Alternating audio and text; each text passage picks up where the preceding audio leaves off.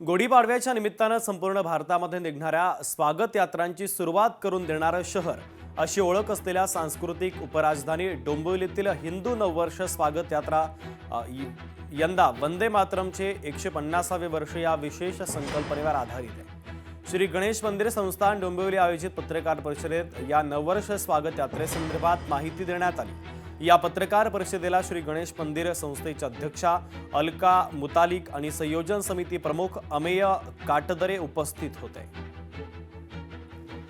यंदाचं आपलं हे 28वं वर्ष आहे आणि ह्या वर्षाचं महत्त्व किंवा संकल्पना जी आहे ती या आपलं वंदे मातरम या गीताला 150 वर्ष पूर्ण झाले। त्यामुळे या 150 वर्षाच्या अनुषंगाने आम्ही सगळ्या संकल्पना आपण ठेवलेली आहे आणि त्याच्यामध्ये जास्तीत जास्त तरुणांचा कसा सहभाग असेल किंबहुना तरुणांचा सहभाग आणि शालेय विद्यार्थ्यांवर संस्कार व्हावेत म्हणून आम्ही प्रयत्न सुरू केलेले आहेत।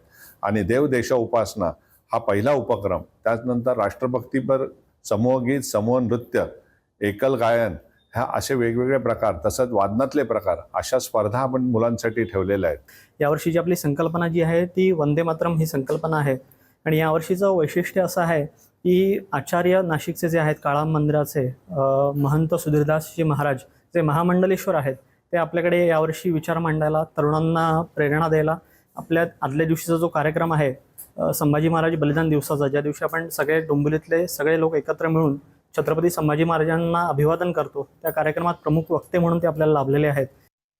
हडपसरमध्ये आमदार चेतन तुपेंच्या विरोधात बॅनरबाजी करण्यात आली। राष्ट्रवादी काँग्रेसची अंतर्गत नाराजी उघडपणे समोर आली आहे। आमदार साहेबांचा कार्यकर्त्यांवर अन्याय का, बॅनरमधून आमदारांना थेट सवाल उपस्थित करण्यात आला आहे।